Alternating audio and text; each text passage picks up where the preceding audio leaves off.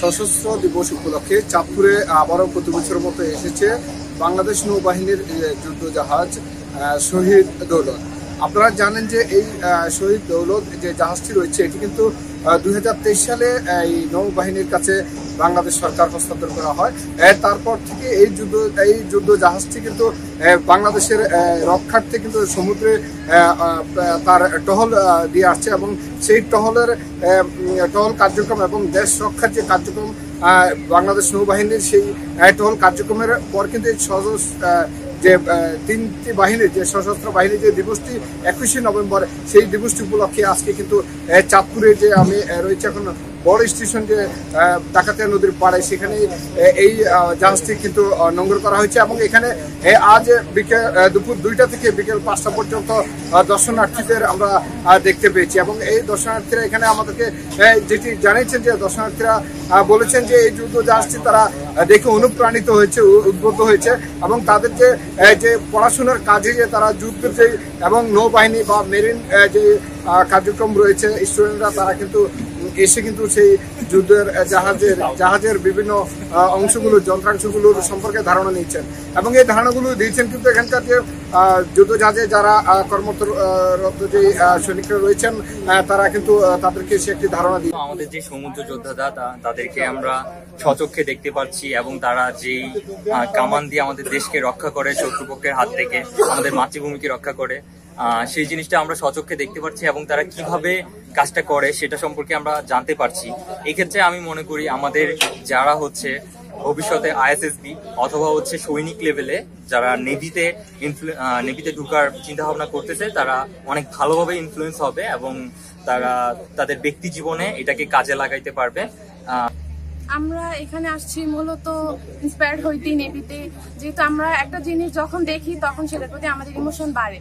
So আমরা এখানে যেহেতু এটা প্রত্যেক সময় দেখা যায় না, আজকে দিনের জন্য সশস্ত্র বাহিনীর দিবস হিসেবে একটু উন্মুক্ত করা হয়েছে।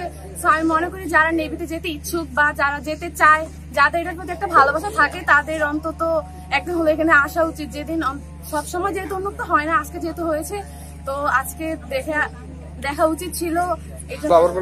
আমরা চাঁদপুর সরকারি কলেজ থেকে বিএনসিসি প্লাটুন থেকে সব ক্যাডেটরা এবং সকল সহপাঠীরা প্রদর্শন করতে এসেছি এবং দেখছি আমার কাছে ভালো লাগছে।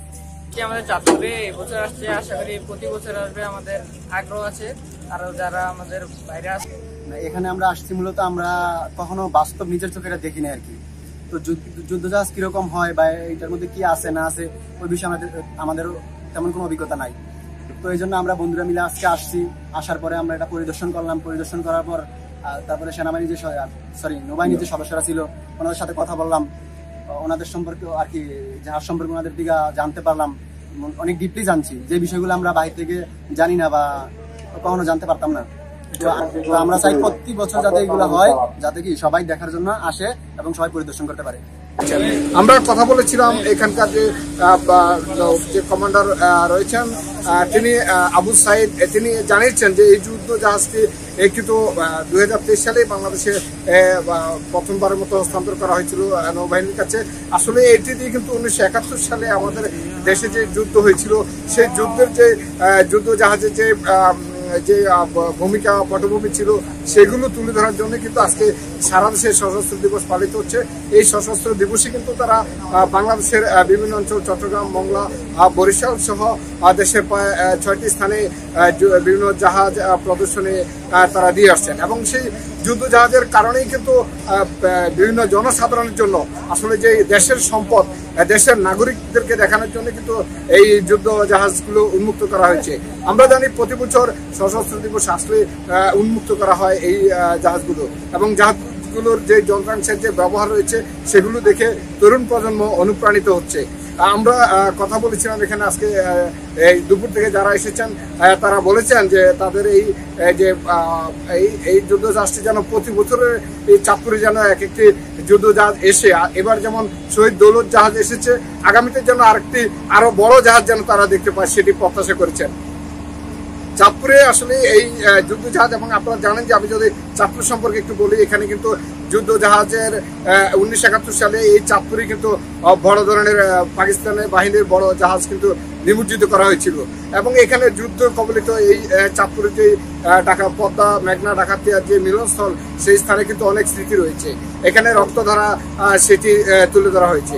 এই চাঁদপুর বড় স্টেশনের এবং ডাকাতিয়া নদীর পাড়ে যে দৌলজ শহীদ দৌলজ যে জাহাজটি রয়েছে, এখানের এই জাহাজটির কর্মকর্তা এবং এখানে যারা কমান্ডার সহ তার নেতৃত্বে যারা এসেছেন, তারা বুধবার বিকেলে এখানে এসেছেন এবং আজকে যেই সরকারি যে নির্ধারিত টাইম রয়েছে 2টা থেকে 5টা পর্যন্ত, এই টাইমে তারা এখান থেকে প্রদর্শনীর জন্য উন্মুক্ত রেখেছেন এবং 5টার পর উন্মুক্ত জনসাধারণের জন্য যে উন্মুক্ত সেটি বন্ধ করা হয়েছে এবং আগামীকাল এই চাঁদপুর ত্যাগ করে চট্টগ্রামের উদ্দেশ্যে তারা রওনা দিবেন। আবারও সেই রাষ্ট্রীয় কাজে তারা তাদের কার্যক্রম পরিচালনা করবেন।